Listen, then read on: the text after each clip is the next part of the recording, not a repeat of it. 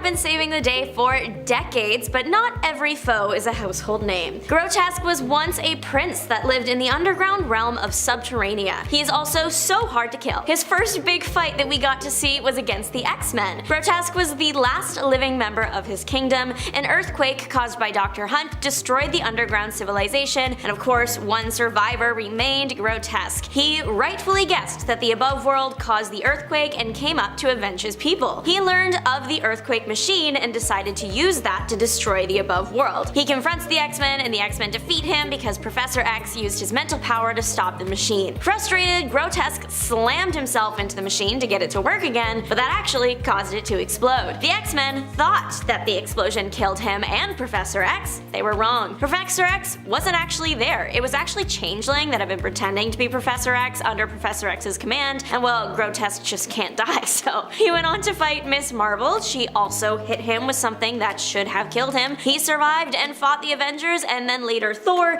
In the Thor brawl, there was again a large energy blast that should have killed him, but didn't. Not really. His body was gone, but his spirit remained. His loyal captive followers, the Lava Men, took that spirit and put it in an impenetrable armor, and he went on to fight the X-Men again, this time in San Francisco. Nightcrawler found the cheat code to defeat Spirit Armor Grotesque. He took off his helmet. His spirit was released from the suit and dissolved. With his track record though, I wouldn't be surprised if Grotesque appeared alive in a few years. Pretty Boy is more than just a punk pretty face. He has some pretty cool cybernetic implants that can expand to be 3 times their length. If you don't think he is pretty cool, he can just use his mind control powers to fix that. He gets access to a person's brain using these fiber optic filaments in his eyes. Then he kind of reprograms you. Pretty Boy is known for his affiliation with Donald Pierce. He was a member of the mercenary group Pierce created called the Reavers. While on this team, he passed away for the first time. Big moment in every Marvel character's journey, but like most Marvel heroes and villains, his death did not stick and he was soon back in action. The second passing happened under the leadership of Deathstrike and he was put 6 feet under by Logan, but again it didn't stick and the guy was back in action brawling against the X-Men. Eventually, by the end of the battle with the X-Men, he was arrested. The character debuted in 1988's Uncanny X-Men 229. A bonus story in Marvel Tales Volume 2, issue 262, featured the X-Men sparring against a pretty interesting group. They were known as the Desert Dwellers. Their leader was Sunstroke. He claimed he was created when a man's sense of strategy was melded with the power of the Daystar. I'm assuming the Daystar is the sun. Combining with the sun in this case gave Sunstroke the ability to create and absorb light and heat. The creation of the heat also allows the guy to fly. Sunstroke, like the X-Men, fights with a team, the Desert Dwellers. We'll actually get more into one member in a later video, but for now, there are 3 other things on the team. I say things, not people, because they were a cactus, stone, and lizard made into humanoid villain versions of themselves. Squadcles. The Desert Dwellers fought the X-Men when the X-Men were traveling through the desert. The Desert Dwellers attack the X-Men, but they don't actually care that they attack the X-Men flying plane. They just have been taking down flights for supplies. It's in this fight we learn that Sunstroke needs the sun to activate his powers, so Storm creating clouds made him almost fall from the sky. Honestly,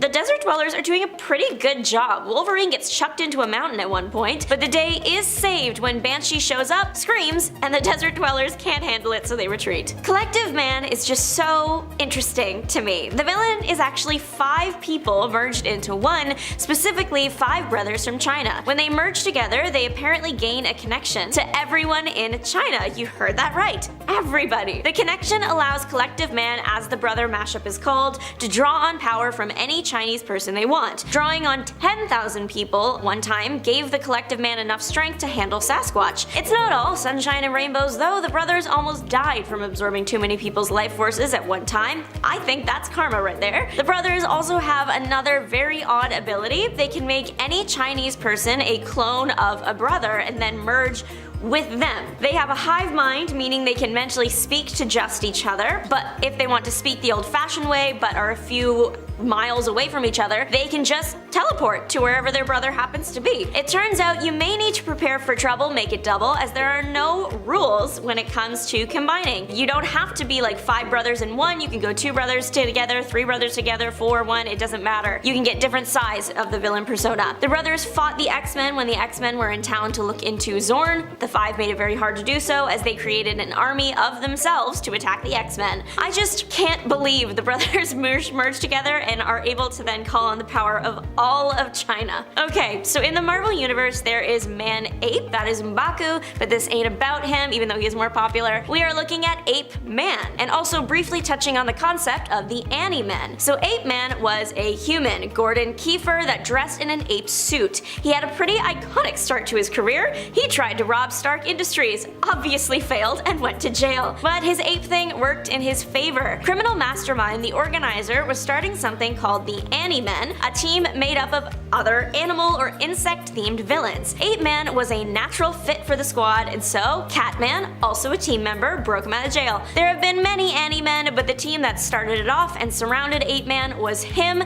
Catman, Frogman, and Birdman. They fought against the X-Men in X-Men 94. The Ani-Men showed up to take over a military base, and the X-Men said, nope. It's in this comic that it's shown that Count Nefaria did some experimentation on the Ani-Men to make them more like their animal counterparts and significantly less human. Ape-Man becomes way stronger than he used to be. The fight with the X-Men doesn't go well for the heroes at first. The reason? They're too tired. The X-Men get it together though, and in the process, Ape-Man gets to experience Storm's power firsthand. The X-Men do come out on top, which really isn't shocking in the slightest. Ape-Man does meet his end eventually due to an explosion. Bloody Bess, she is a queen, she is a mother, she deserves attention. She is a pirate, and currently little is known about her past. Her present is a different story. The woman is a pirate. She is part of the Crimson Pirates. The Crimson Pirates and the X-Men first went mutant abilities to sword when the pirates were temporary allies with Goth, a shifty guy involved with unethical trading. The allies assisted with releasing someone that really should have stayed in X-Men custody. The X-Men ended up fighting the allies, and of course Bloody Bess and the X-Men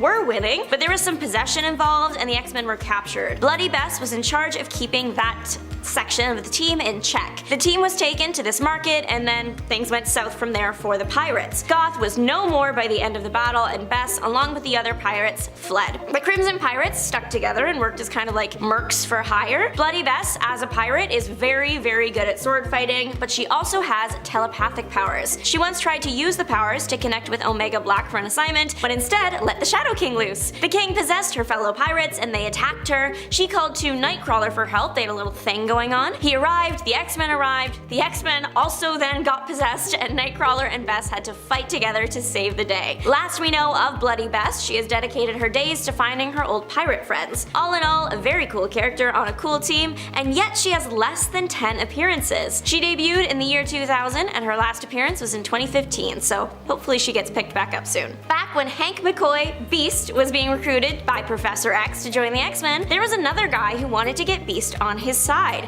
His name was Orlando Furio, and he wanted to conquer the world. He wanted Hank on his side so bad, he kidnapped him and his parents. He used Hank's parents as leverage to get Hank to steal a mini energy reactor. The reactor was used to power a machine that was designed to create global disasters. The good news is the X-Men eventually arrived and made sure the machine would never even once be used, and they freed Hank and his parents. The machine exploded, and the guy, Conquistador, was caught in the destruction and presumably also exploded. He really committed to the bit though, the Conquistador. He carries around a sword designed to look like what the actual Conquistadors would have had. It splits into a 3-pronged stun weapon that really hurts if its blast is directed at you. Not only does he dress like a Conquistador, but he managed to find a bunch of other people that were also willing to dress like Conquistadors to be his henchmen. He operates out of a building that was either from that time or built in that fashion. No one is doing it like him anymore. Bring back villains that had a theme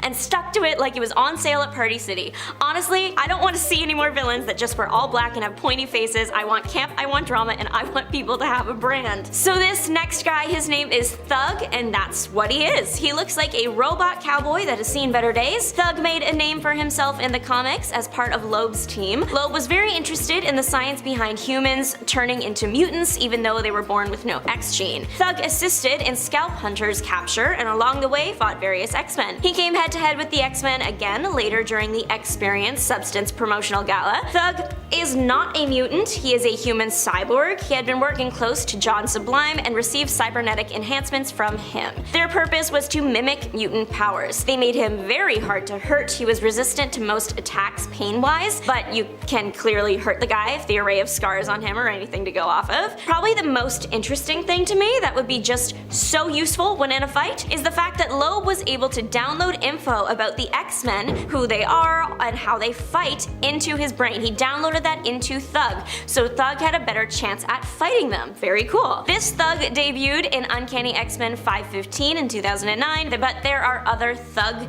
characters. They are green, and they have no correlation to 616 Thug. The villain El Tigre debuted in X-Men 25 in 1966. His human name is Juan Moros, and he was a treasure hunter. Specifically, he focused on treasures from the ancient world. He is a menace. That is literally what he is described as on the cover of his debut comic. In that comic, he finds an amulet that belonged to the Mayan sky god. It gives him an array of powers like telepathy, telekinesis, and something called precognition, knowing if danger is coming or near. El Tigre with all these powers only exists when he has part of the sky god's amulet. When both pieces are put together, he just turns into the sky god. X-Men issue 25 explains this whole journey. In issue 26, we see a fight between the X-Men and El Tigre, with the X-Men trying to get the amulet off. They do, of course, succeed, and El Tigre is back to himself again and arrested. He later reappears to fight off against Khazar in issues 3, 4, and 5 of Volume 2, but issue 5 is where El Tigre has met his match in the form of the Mystic Mist. The mist causes him to evolve to the state of death, and he falls off a cliff. We do see a very old,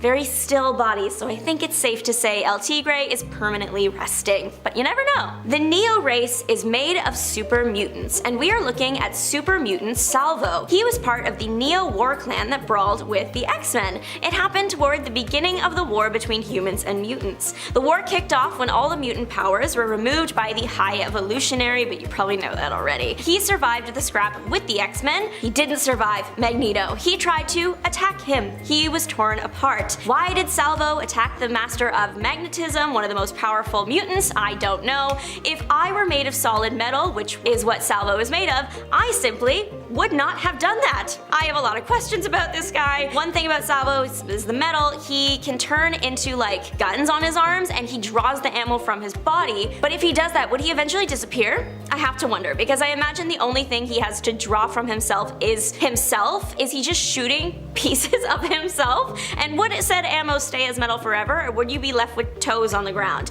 I feel like these are valid questions, but would this mean he has a very powerful healing factor if he were to regenerate every atom he's lost in a fight? Lots of questions for a character that I will probably never see again. For every hero, there are at least 100 villains who would pay to fight them. That's a lot to remember. Let's look at some names that might have slipped through the cracks. The West Coast Avengers get all the weird villains. Cactus is a great example. He is a cactus, and he's funny. Literally, the first time he's seen in West Coast Avengers 17, Wonder Man laughs at him because he's a cactus. Cactus was created by the Dominius computer from a desert cactus. The computer gave the cactus human-like mobility and intelligence. This cactus is the original, but there are hundreds of duplicates out there apparently. Cactus's powers are shooting his cactus needles at a destructive speed and regenerating quickly, as he is technically a super powered plant. There were two other villains created from desert elements alongside Cactus. They were Butt, made of rock, and Gilla, made from the venomous lizard called the Gilla Monster. A super cactus, while funny and cool, didn't stand much of a chance against the West Coast Avengers and was defeated, but maybe we'll see a clone of him somewhere soon. Live action Two Gun Kid or Rawhide Kid can fight it. The leader of the group of desert misfits Cactus was in was Sunstroke. He was a human, however we don't really know how he got his powers. The villain just says he created himself, whatever that means. All he says to explain is that a man's sense of strategy was melded with the power of the Daystar. Merging with this power made him capable of absorbing light and heat. He can also generate light and heat to attack with. He did threaten to melt the armor off Iron Man's back. He fought the Avengers in the desert that day and disappeared shortly after that battle was ultimately lost. He resurfaced to to attend a weapons expo and briefly fought Captain America. He went on to fight the X-Men. Later, he joined the Masters of Evil, but was arrested after the team unsuccessfully took on the Thunderbolts. Echidna is literally mother. She is the mother of monsters both in Greek mythology and Marvel mythology. She has fought the Avengers Standard a few times and was affiliated with the Defenders of the Deep. She helped King Namor keep humans out of the water when the king declared the oceans off limits to everything that wasn't native to it. Echidna was also part of the Doom Maidens. During her time there, she attempted to recruit the Amazons, but ended up fighting the Amazons and losing. Most of her scraps with the Avengers happened while she was on the Defenders of the Deep. Eventually, she fought Ghost Rider and was neutralized by him. Icon among men, literally, his name is Icon. Icon appeared in 2 issues, Excalibur 59 and 60. He was a Wakandan biochemist who experimented on himself with the advanced tech Wakanda had to offer. The experiments resulted in him gaining the ability to turn himself and others into wood. With his new power, he set his eyes on the Wakandan throne. He had the idea in his head that Black Panther did not respect him as a scientist. Not true, by the way.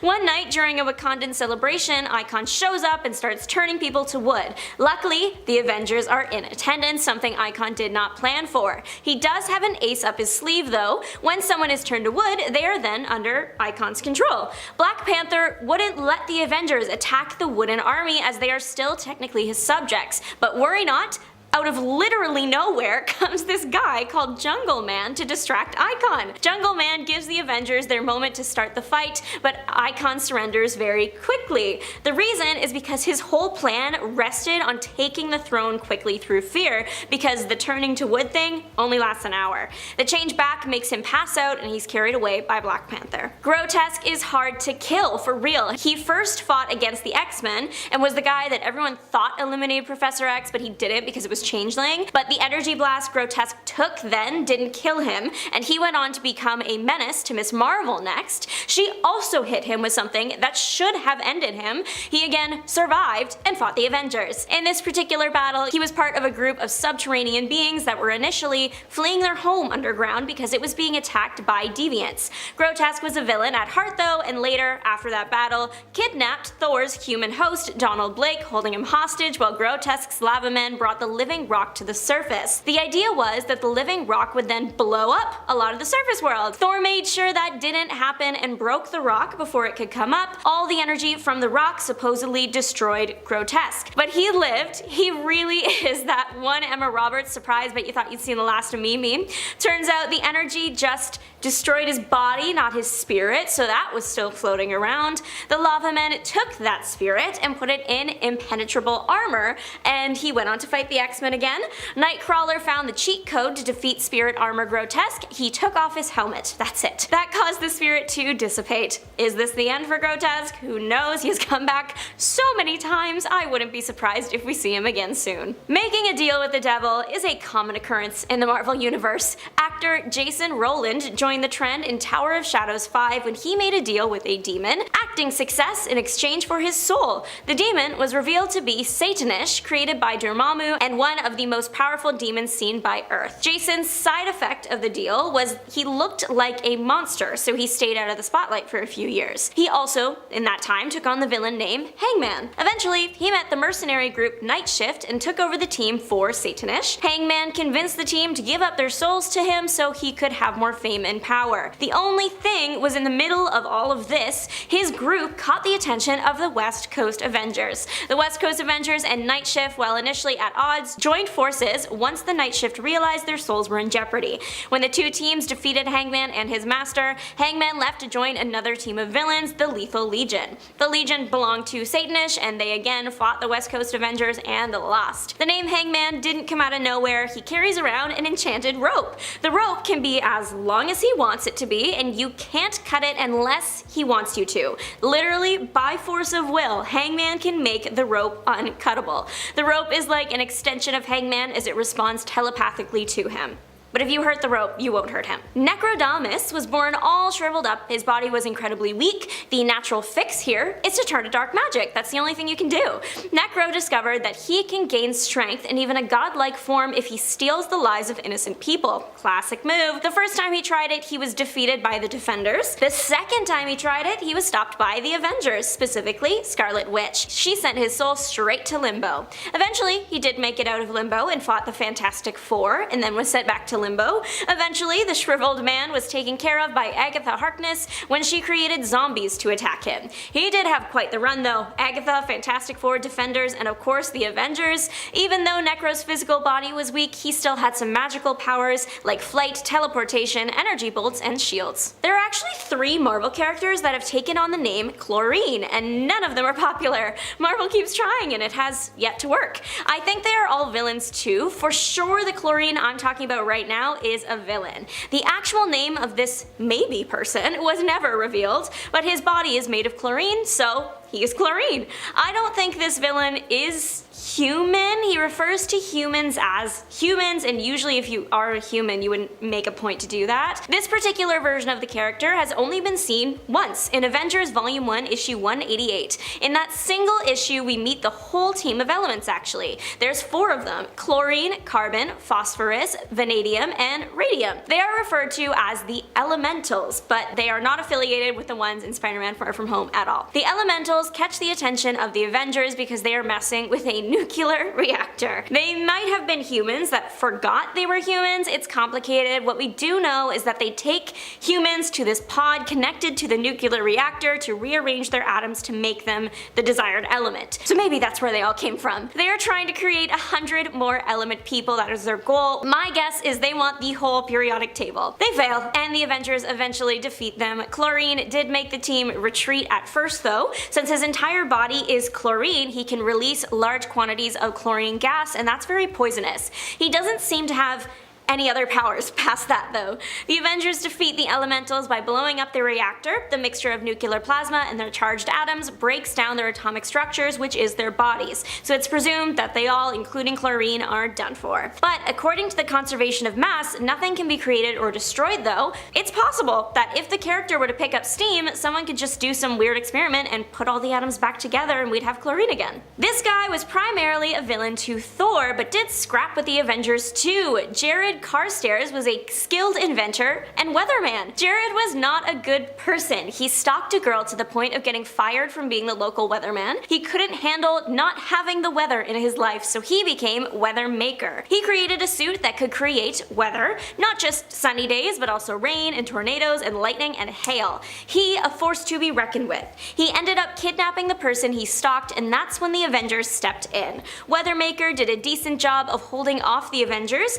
until Thor came back and destroyed the suit's power pack. Without it, the Weather Maker was just a guy. He was arrested, but the clever guy hid some weather circuitry in a hollow tooth and used that to escape jail. His escape effort channeled the Godstorm, which had been imprisoned by Thor, and the Godstorm hoped that this weather-crazed man would be his vessel of vengeance against Thor. So the Weather Maker got actual powers from this Godstorm and became Torrent. He ransacked New York City until Thor returned to take him back to Asgard. The guy used so much power, he pretty much exhausted himself. This made it easy for Thor to bring Torrent to Odin and get depowered and sent back to Earth. All of this happened in the Thor Godstorm series from 2001. You know how some people believe that every celebrity is secretly a member of some like demonic group or something? Well, Marvel actually did explore that once. This villain's name is Defiler, and he fought the West Coast Avengers. The Defiler is a demon. His particular brand of demon does not reside in our dimension,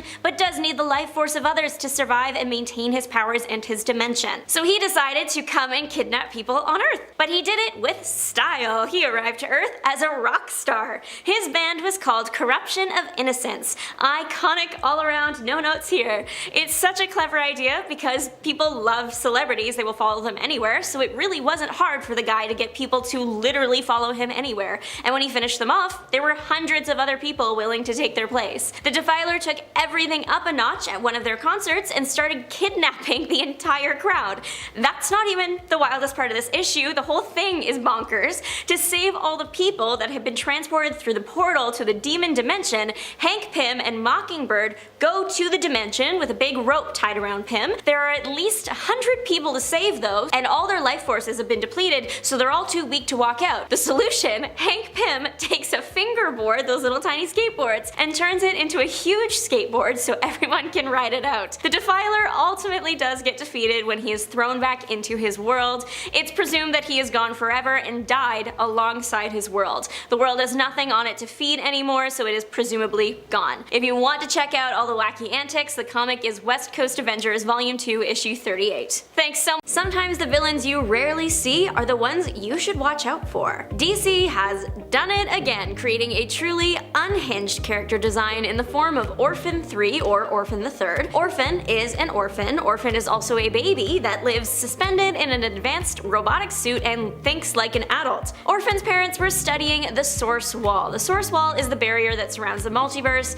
One day that barrier was breached, obliterating Orphan's parents. Orphan's mom was pregnant with him at the time, and he survived because of his family's techno-familiar, Darling. Darling assimilated Orphan's mom's body and created an artificial womb. Since Orphan and Darling were so close to the wall being breached, Orphan absorbed the power from what was on the other side of the wall, energy from the Source. The Source is the source of everything. Its power is limitless, and Orphan has that running through his veins. It gives him powers like teleportation and energy blasts. Darling and Orphan are tied to each other in some ways. When Darling was destroyed, Orphan went into a sort of like catatonic state. Dead Ringer can take on the form of any dead body he touches and can cause way more problems than you might think. Louis Dexter is a mutant. His mimicking abilities are not reserved for people, he can also mimic animals. He discovered his abilities by touching his deceased cat and father, and that is so traumatic. Dexter chose to use his powers for evil. He started to remove pieces of heroes from their graves, because when he touches a deceased super person, he gets their powers. Dexter is limited to one person at a time, and if he wants to revisit the body of someone, he has to touch them again, and that is hard when you take decaying into account. Seems like it could be a major inconvenience, so he decided to make his life easier. He was going to start carrying pieces of heroes in a cigar box with him. The pieces, gross. Dead Ringer's most famous battle was when he and his partner Super Patriot became Porcupine and Captain America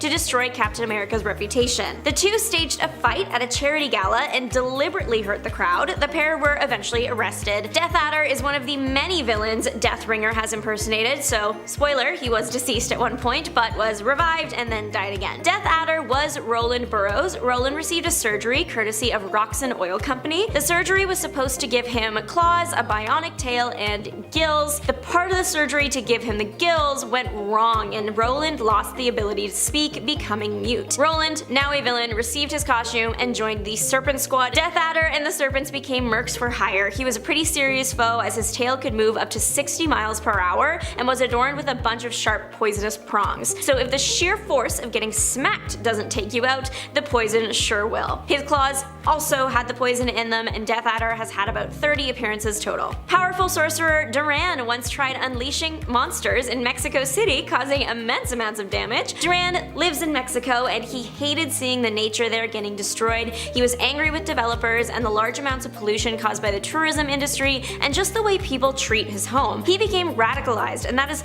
not something you want from a powerful sorcerer. Duran kidnapped a girl and used her as a vessel for the true power of the earth, as Duran puts it. So she caused a massive explosion downtown, and it got some local Mexican heroes involved and Superman. This all happened in Superman Annual Volume 2, Issue 12. It's also the only appearance Duran has had. The big final battle happens in downtown Mexico City, and it's a disaster. There is a huge firestorm unleashed, and it takes the powers of Superman and the three local heroes to get everything under control. It wasn't easy. Duran learned sorcery from Firewolf, and Firewolf was able to control Superman's mind, so now Duran is capable of that and also crushing the windpipes of Superman with only his mind, among other things, like being able to call upon the primal powers of Mother Earth. The American dragon Unkahilla was based on a real legend in Sioux mythology, and she's also a complete menace. She is a demon residing in the ground, and it destroys everything around her, especially the surface and anyone on it. She has bad vibes to the point where she can pollute the soil she just passes through, making it unusable. Stone Kahila is somewhere between 30 to 50 feet long. She terrorizes the local indigenous communities, kidnapping people, swallowing people whole, destroying the food supply. Literally not the kind of pest you want in your garden. She can also create monster children that are like mini hers. She needed to be exterminated, and Wolverine was around and ready to help, so he went to take her down.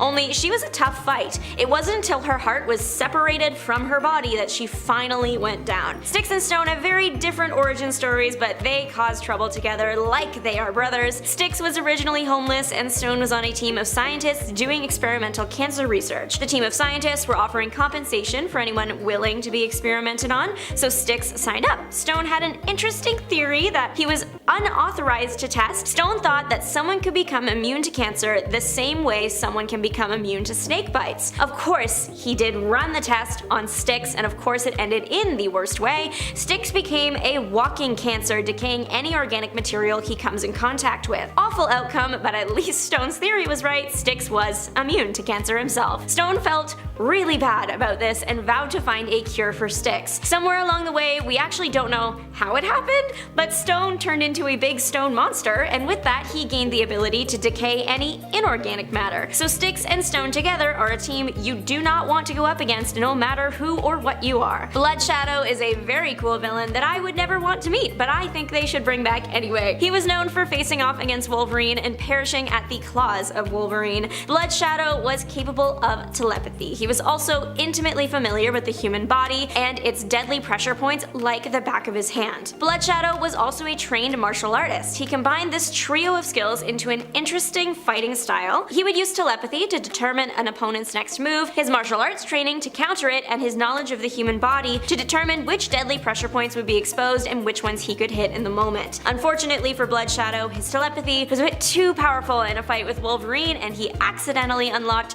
Wolverine's base feral animalistic instincts. No one can survive those, not even Blood Shadow. Headhunter started out as nothing more than a con woman, but using her powers of persuasion, she became the most powerful woman on Wall Street. She is deranged, and I mean that with everything in me. Headhunter is obsessed with Namor, so obsessed she kidnaps him and puts him in her wall of heads. You know what hunters do with animal heads they take as trophies? She did that with the people that crossed her on her journey to the top of Wall Street. She also has the ability to mesmerize people and control them, so that also has helped her in her journey to the top of the financial world. The wall was eventually destroyed, and it turns out all the people were actually just catatonic, put to sleep by Headhunter's mesmerizing powers. Headhunter also has little knife fingers, and she wears a lot of suits. The powerful villainess known as Verna once tried to destroy all spider people. Y'all, I've been waiting for the chance to talk about Verna. Verna is from Earth 001. She comes from a family that has dedicated their lives to traveling across the multiverse, hunting down and exterminating all spider totems. The family goes by the Inheritors. Like a leech, they parasite powers from other people, feeding on their life forces. The Inheritors eventually locked in on the spider totems because they wanted to defeat the spider deity of Earth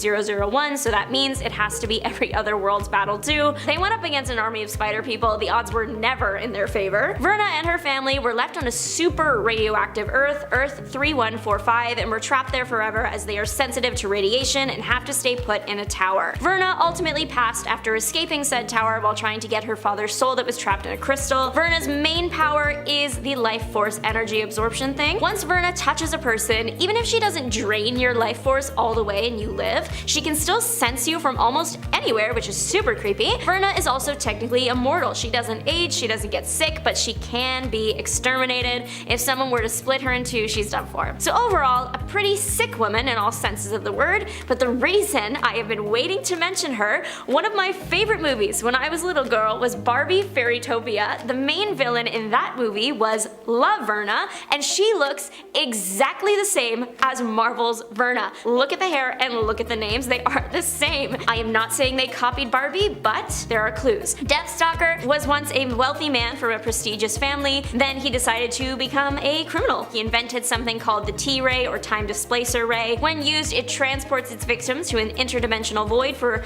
a few hours. When used, the ray looked really scary because it would make people dissolve before your eyes. It wasn't until hours later that you would find out the person was actually fine. In a fight with Daredevil, his gun exploded and it sent him to the limbo-like realm permanently. He eventually figured out how to get back to Earth, but the catch was he could only be here for up to like 5 hours before he was pulled back to limbo. During the 5 hours, he appeared like he was a phantom, and he really used that to his advantage, stealing tech and creating cybernetic death grip devices to put in his gloves. Including his Dead Ringer appearance, Deathstalker has appeared about 24 times. Cavalier actually started out as a vigilante with a prowess in fencing. He was even shown to be better than Batman at fencing. In fact, Batman decided to let him remain operating as a vigilante after clashing with him, but Cavalier was pulled into a life of crime after falling in love with a woman who was responsible for taking a life. In the end, he was forced to surrender and choose to give up his life for the woman that he loved. Honestly, while kind of a weird villain, I feel like Cavalier doesn't get enough love. His character and story could have evolved into something really cool, it could have continued, but instead, the only other time that we see him, primarily, other than of course Legends of the Dark Knight and Blackest Night, where he comes back to life because Blackest Night, is in a Suicide Squad series during the Prime continuity, where he's basically used as cannon fodder for the purpose of their story. Because Suicide Squad. What villains do you feel don't get enough love in the comics? Let me know down in the comments. Just because you are considered a low-level thug, or in Fleet Delmar's case a supposed freedom fighter, doesn't mean you can't rise above your rank and become something much greater. That is just what Fleet did. He ended up getting his hands on some alien tech that allowed him to move up to the next level when it came to his rank as a threatening and powerful Batman villain. He was supposedly apprehended by Batman years before, who had tormented him with fear gas as punishment for his crimes. This experience apparently led to him losing his eyes and becoming blind, which is why he decided to seize the alien tech and use it to get revenge. The helmet he wore granted him psychic powers, allowing him to read the minds of his opponent and counteract their attacks easily in a fight. The helmet also allowed him to absorb energy blasts, which at one point allowed Karma to take on both Black Lightning and Batman at the same time. Hush has managed to pull off some of the most horrific schemes over the years and gotten under Batman's skin many times. In Catwoman's skin even. Quite literally, when he stole her actual beating heart. Thomas Elliot is not only a powerful villain because of his intense vendetta against the Wayne family and Batman, but because he also is often shown to have the skill and the strength to match Batman, as well as the cunning. He has taken Batman on in hand-to-hand combat and fared surprisingly well, and he's managed to set into motion outlandish plots like impersonating Bruce Wayne by giving himself plastic surgery to make himself look nearly identical, then capturing and threatening the real Bruce Wayne's life and threatening to disfigure him so that he could just permanently take his place. And yet still, Hush is one of Batman's lesser known villains, simply because he's really only had a few prominent moments in the comics. While Punchline might be new on the scene, she did go toe-to-toe with Harley Quinn, herself known for being a pretty deadly and unstoppable villain when she wants to be. Hello, Harley Quinn did take on the Holy Trinity all together at one point, and Punchline, when she faced Harley Quinn, she came out on top. Surprisingly. Punchline sliced Harley Quinn's throat and left her for dead in the sewers below Gotham during Joker War. But of course, Harley would recover because she is still Harley frickin' Quinn. Still, Punchline's victory was surprising for her being such a new and unseasoned character and baddie. So I think we learned then that she is a force to be reckoned with and is definitely a character to keep our eyes on. Punchline seems to enjoy fighting with stiletto daggers and dreaming up her own deadly brews of poison, even creating her own special brew of Joker venom during Joker War for Batman, which gave him his own pretty bad trip. Pretty much everything about Owlman from Earth 3's Crime Syndicate is surprising and intriguing. He is the evil counterpart to Batman, but is not Earth 3's version of Bruce, technically. Instead, he is Thomas Wayne Jr., who on his Earth was Bruce's elder brother. He himself plotted to kill his parents as he believed they were mismanaging the family's wealth, which of course would end up being his inheritance. In the end, Bruce refused to help Thomas and even attempted to convince him to not go through with his plot. So Thomas Jr., saddened,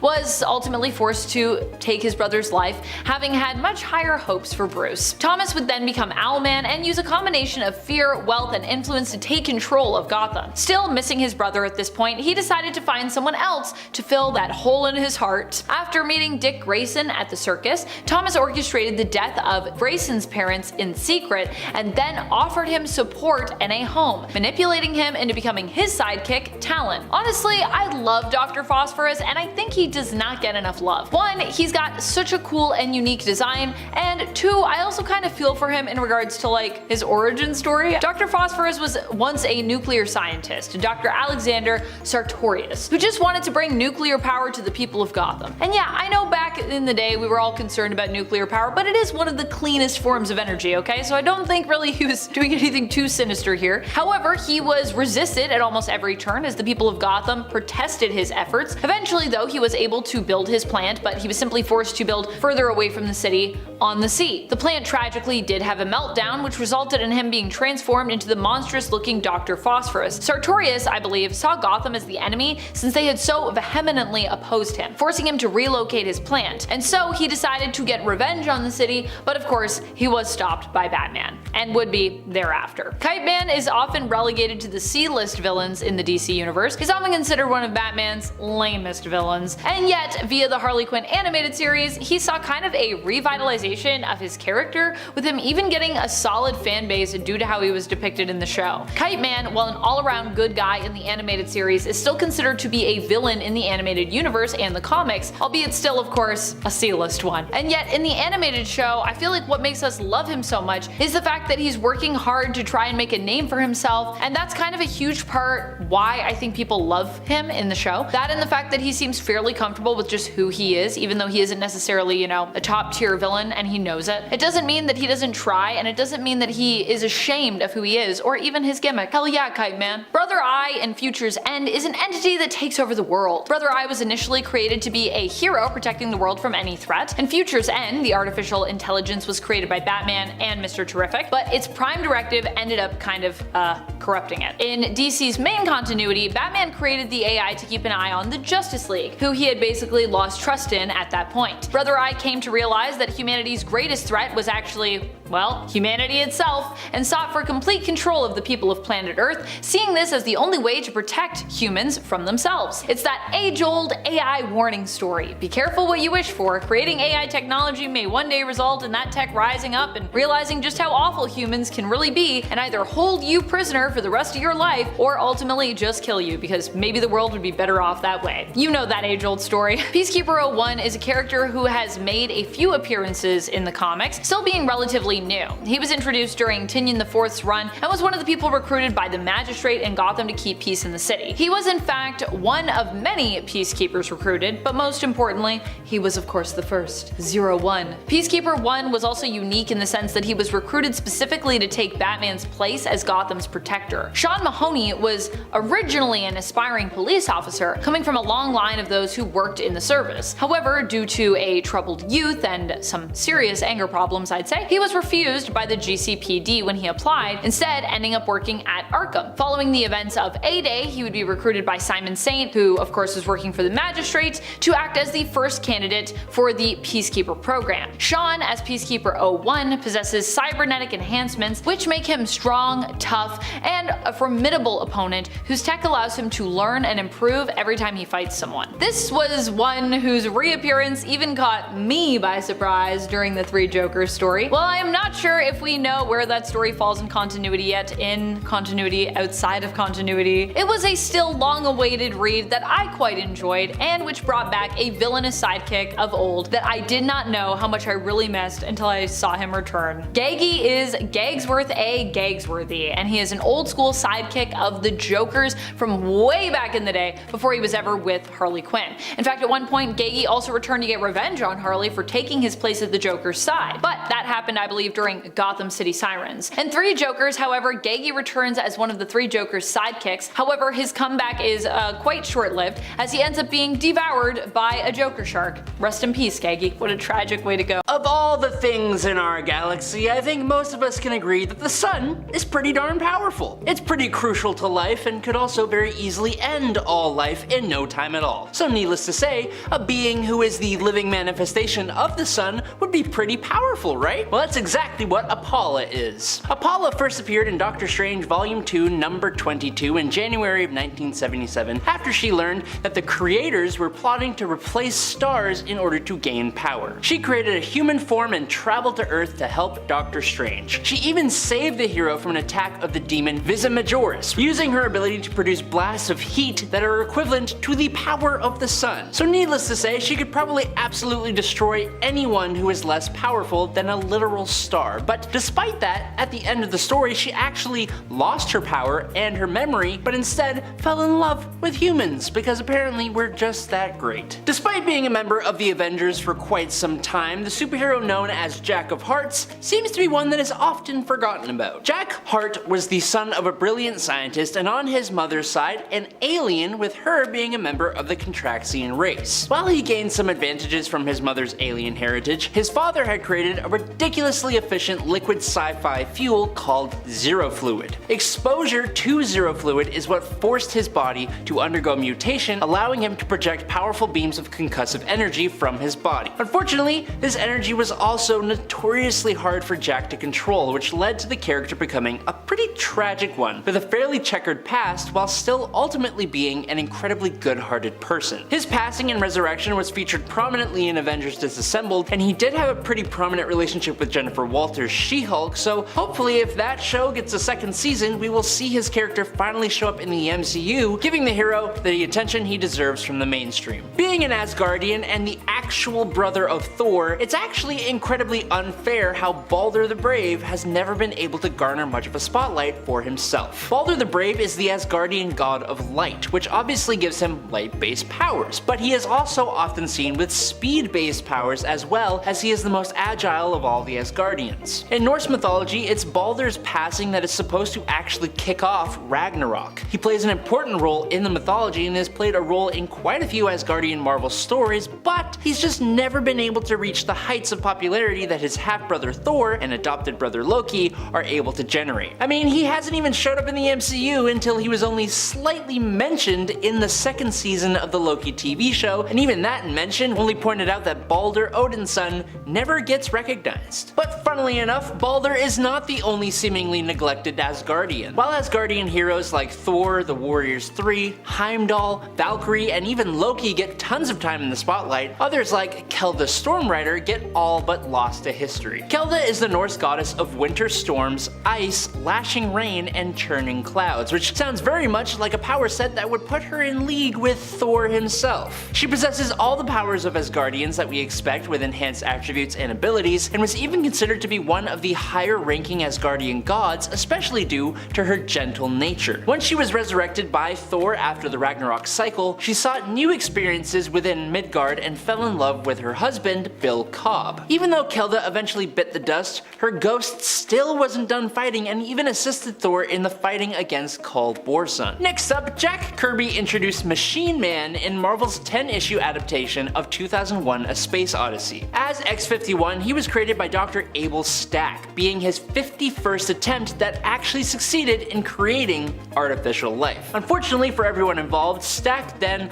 lost his own life in the process, leaving X-51 to wander the planet alone. It was later on that Marvel would introduce X-51 to the main Marvel universe as Machine Man. X-51, now assuming the identity of Aaron Stack, vowed to fulfill his creator's dream of human and robot coexistence. He became a fugitive from the military in a world fearful of machines. His encounters were honestly pretty dark sometimes too, with one of his first outings having him face off against an extremist, dismantling and reprogramming a malevolent computer, and navigating a society suspicious of artificial beings. Despite having many run-ins with the Avengers, even being a part of both the main team and the West Coast Avengers, the character just never really got that much mainstream traction. Griffin Gogal was just an ordinary plumber with a smoking habit, doing his ordinary job when an elderly psychologist couldn't afford to pay the plumbing bill. So instead, this psychologist offered to cure Griffin's smoking habit through hypnosis. The psychologist was actually an alien, and the hypnosis had the added benefit of unlocking Griffin's superhuman abilities, which are basically just the same abilities as Superman,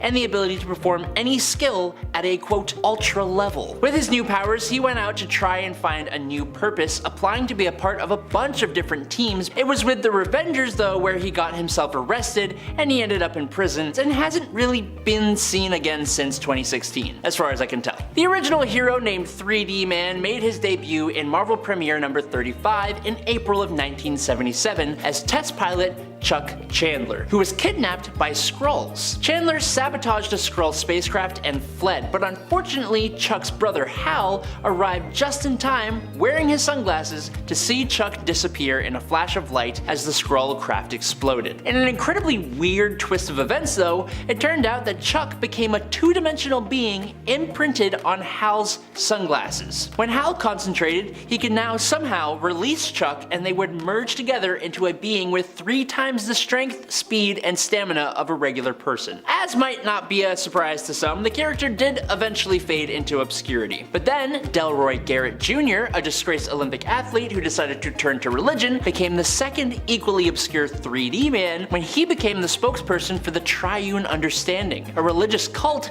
whose leader gave Delroy the powers of 3D Man. Miracle Man is a hero steeped in legal battles. Originally known as Marvel Man, this hero was created as a replacement for the original DC hero Captain Marvel, or Shazam, when publishers Len Miller and Sons, who held the rights to reprint Fawcett Publications' Captain Marvel stories in the UK, were denied the rights to the character by DC Comics. Eventually, Marvel Comics gained the right to the character with Neil Gaiman as a writer, and so Miracle Man was born. An orphan named Mike Moran became the Air Force's choice for the experimental Project Zarathustra. This project created a superhuman from alien DNA and, using a device, implanted it into Mike's own consciousness. Now, whenever Mike says the word Kimota, he becomes Miracle Man, gaining superhuman strength, speed, stamina, and longevity, as well as flight, invulnerability, energy manipulation, telepathy, telekinesis, and the ability to just get better over time in powers, and apparently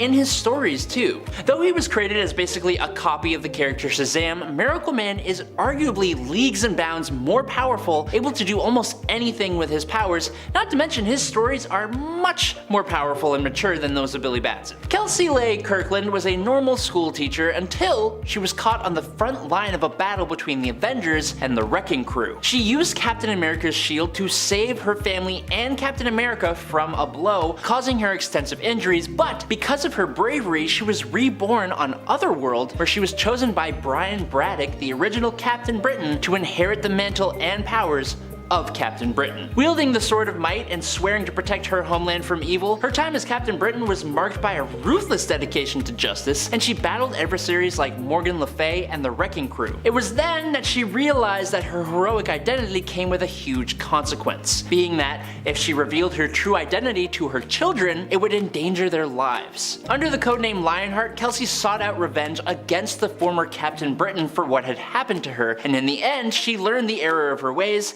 and let go of the mantle to be a mother to her children once again. The iconic Marvel sidekick Rick Jones is a staple of the Marvel Universe. He is most notably the close friend of Bruce Banner, and kind of the whole reason that Bruce even became the Hulk. Rick's biggest claim to fame is being the guy Bruce had to go and save from the Gamma explosion, which then gave Bruce his smashing persona. But the thing that people don't really know is that Rick got his own Hulk-like persona, and he named himself A-Bomb. After being exposed to a weapon powered by gamma radiation designed for use against the Hulk, Jones was mutated by intelligentsia into hulking out into a form similar to the Abomination. Jones's skin takes on a scaly sort of appearance, his eyes change color, and his hair just disappears. He gains an extra 4 feet and 1,800 pounds, and now, as a Hulk, Rick actually sets himself apart not just in his appearance, but even with gaining an extra power to camouflage himself at will, blending into the background. He was actually pretty important to a few stories, but eventually found himself cured of radiation by Doc Green, which took away his hulking out ability. Kicking it off with Queen Bee, or Hive Queen, either works. Queen Bee was one of the 20. She was abducted by Brainiac and mutated, made into a powerful telepath with an extreme devotion to Brainiac. She thought she was his daughter. He turned out to be horrible, shocking, I know. He retreated eventually and just left the 20 mutated devoted people to perish. Some did, but most made it out alive, including, of course, the it girl Queen Bee. She came to Earth to prepare for his return in quite an interesting and modern way, using the Holistic Integration for Viral Equality social media company as a front. She would kidnap people that had psychic powers and then harvest their powers, so when the time came, the entire Earth could be taken over mentally. Some notable Queen Bee battles were against the Teen Titans, Red Hood, and Wonder Woman. She fights using her telepathic abilities, but has many other tricks up her sleeve, including flight, which makes sense if she's a bee, energy projection, intelligence, telekinesis, and casting illusions. She is also capable of regeneration. There are a few different people who have taken on the name Queen Bee. This one is from Prime Earth. She first appeared in Superman Volume 3/21 and has had about 12 appearances total. I don't know why I'm including this villain here because his name is a mouthful, but he's funny and cool. So here's Onomatopoeia. Onomatopoeia is the type of person to only target and take out a specific type of human. Onomatopoeia's chosen genre of human is non-powered heroes. He calls himself Onomatopoeia because he imitates every sound he hears.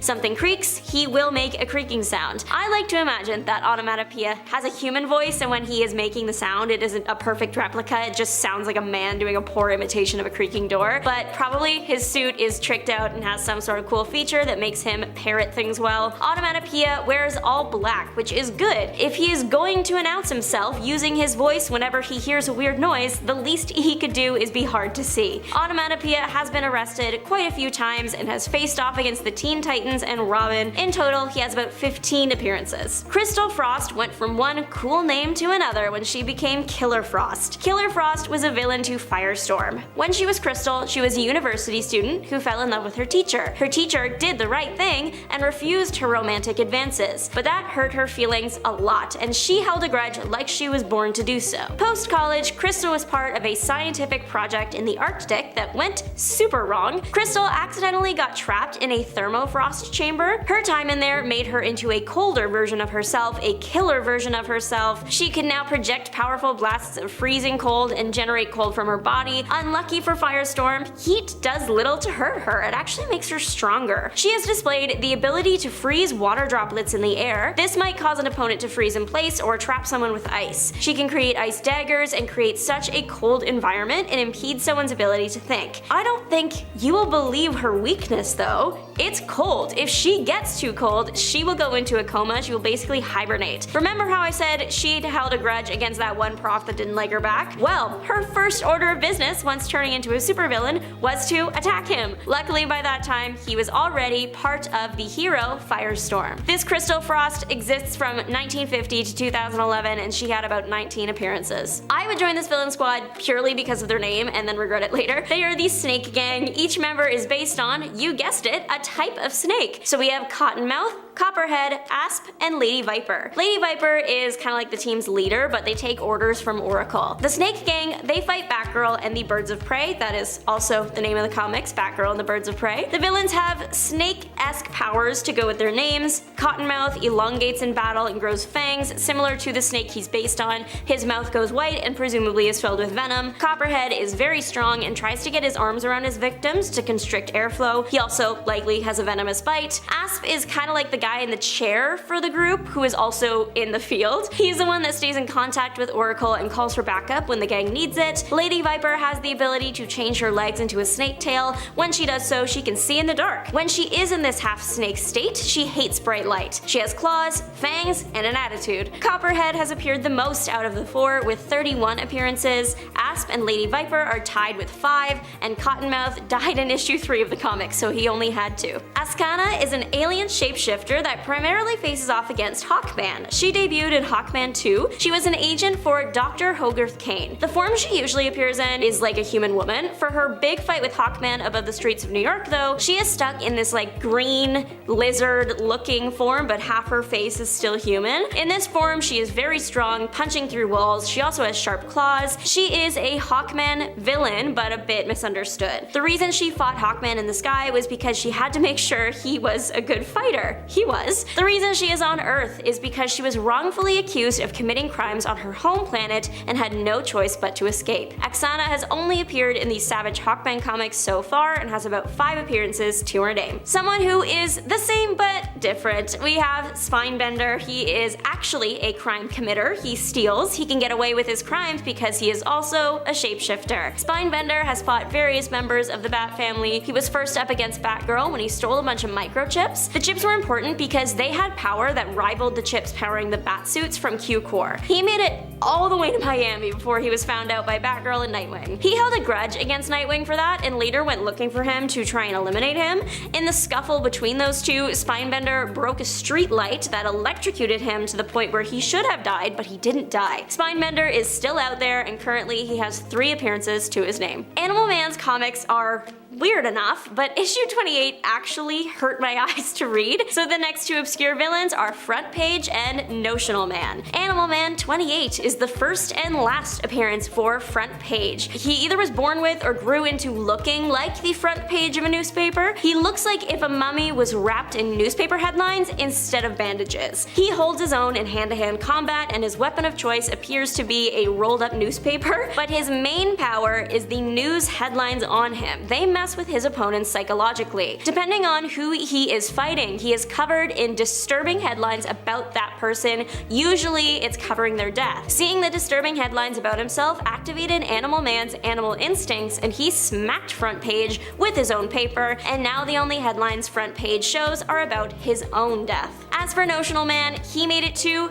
2 appearances. He dressed in all white and is shown to have a heightened sense of smell, like he can smell feelings like guilt and grief and love. He carries around lots of surgical equipment that he uses to fight, his forceps being his favorite tool. Notional Man dresses in a very fashionable suit and I don't know why. His origin was that he was a phantom pregnancy. When someone wants a child so bad, they imagine they are pregnant when they really aren't. So he is essentially a phantom person. Animal Man also brutally takes him out and his body turns into sludge, I think. That's the end of it. Shazam and Cyborg had to work together to subdue Zookeeper and his Beast Force. Zookeeper is relatively new, debuting in 2016. He appears to have mechanical body parts and excellent fighting skills. He is the leader of a group of animal men. He calls them Beast Force. Some of the animals on his team are a pit bull, warthog, cheetah, bear, gorilla, crocodile, and tiger. He literally has a whole zoo of them. Any animal you've seen in a zoo,